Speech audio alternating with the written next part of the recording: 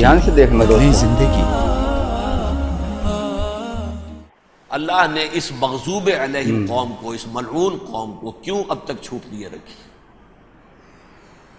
میں بتا چکا ہوں یہ بڑے عذاب کے مستحق ہو چکے تھے حضرت عیسیٰ علیہ السلام کے زمانے میں، چھوٹ دی ہے، ابھی تک ہے، بلکہ ایک مرتبہ ابھارا ہے، 1900 برس کے بعد ابھرے ہیں یہ بالفور ڈیکلریشن 1917 سن 70 عیسوی کے بعد، تقریباً 1900 برس، 1850 برس تو ہے کم سے کم۔ پھر creation of Israel 1948، 1967 extension of Israel, یروشلم پر قبضہ۔ تو دوستو دیکھیے ویڈیو کے اندر ہم آپ کو کیا دکھانے والے ہیں، ڈاکٹر اسرار احمد کیا بتا رہے ہیں یہودیوں کے بارے میں، اور ان کو کیسے چھوٹ ملی، کس طرح انہوں نے اپنی کتاب کو پیچھے ڈالا ہے، اور ایسے میرے دوستو آج کا مسلمان بھی کلام پاک کو اپنی پیٹھ پیچھے ڈال رہا ہے، ایسا نہ ہو کہ ہم سب بھی عذاب کے مستحق ہو جائے۔ تو میرے دوستو یہ سب کچھ کیا ہے آپ کو ہم دکھاتے ہیں۔ آج یہودی پوری دنیا کے اندر دھن دھنایا ہوا پھر رہا ہے، اور یہ سب کیا ہو رہا ہے، ظلم و ستم ہو رہا ہے، فلسطین کے اندر مظلوموں کے اوپر کتنا ظلم ہو رہا ہے میرے دوستو۔ اس کے لیے کوئی بھی دنیا کے اندر سے ان کی مدد کے لیے کوئی نہیں آ رہا ہے، اللہ ہی ان کا مددگار ہے۔ تو میرے دوستو اللہ رب العزت ہی ان کی مدد فرمائے گا۔ تو اس لیے کیا ہے پوری ویڈیو کا سچ آپ کو ہم ویڈیو دکھاتے ہیں ڈاکٹر اسرار احمد کی زبانی، سنیے آپ ان کے بارے میں کیا ہے ان کی تواریخ۔ یہ سارا جو ہے کیوں ہے؟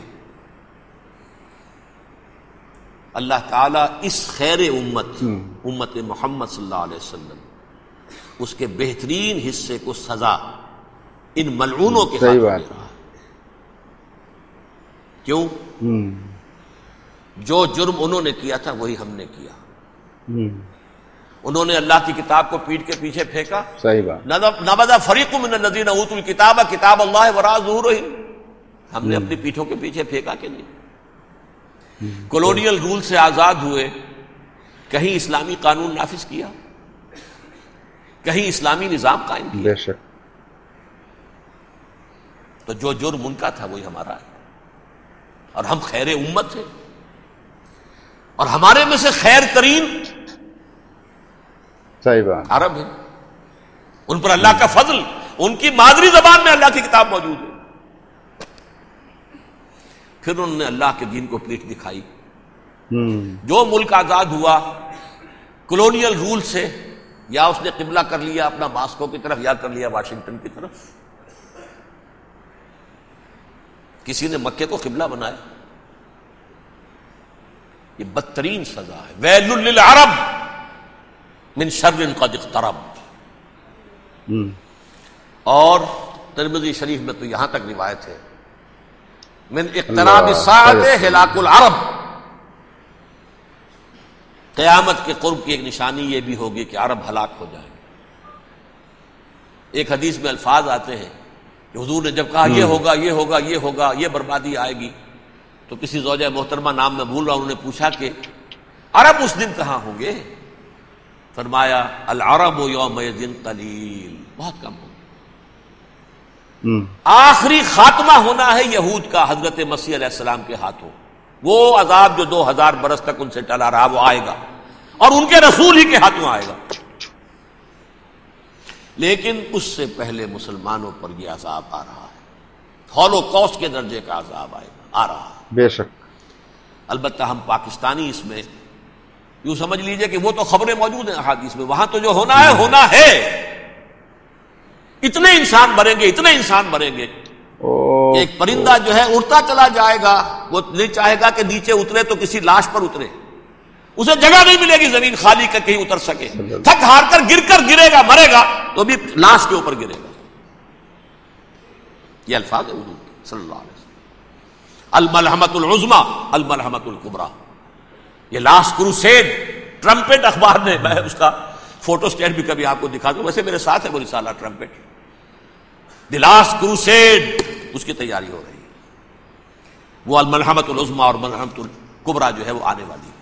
ابن ماجہ میں کبریٰ کہا ہے، اکبر کا مؤنث کبریٰ، ملحمہ کبریٰ سب سے بڑی جنگ، اور ملحمہ عظمی سب سے عظیم جنگ، یہ ہوگی اور بہت جلد ہوگی۔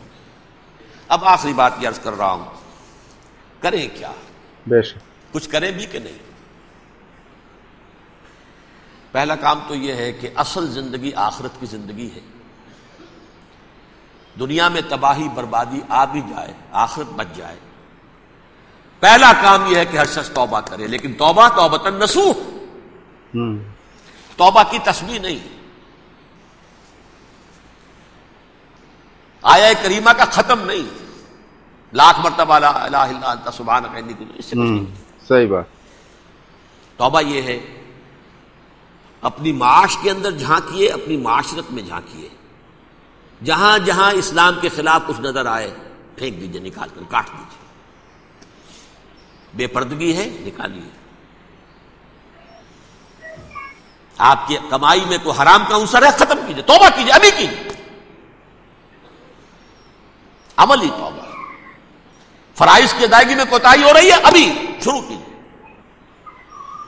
اللہ کے دین کے غلبے کے لیے جد و جہد، ان صلاتی و نسکی و محیایا و مماتی للہ رب العالمین لا شریک لہ وبذالک امرت وانا اول المسلمین. بڑی ہے بے شک. صحیح بات، صحیح بات. اگر میرے اور آپ کے کیے کچھ نہ ہوا تب بھی کم سے کم میری اور آپ کی آخرت تو بچ جائے گی، عاقبت تو بن جائے گی.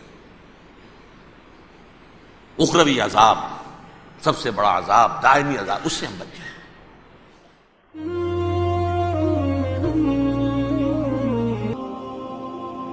تو دوستو، بزرگوں، آپ کو ویڈیو کیسی لگی؟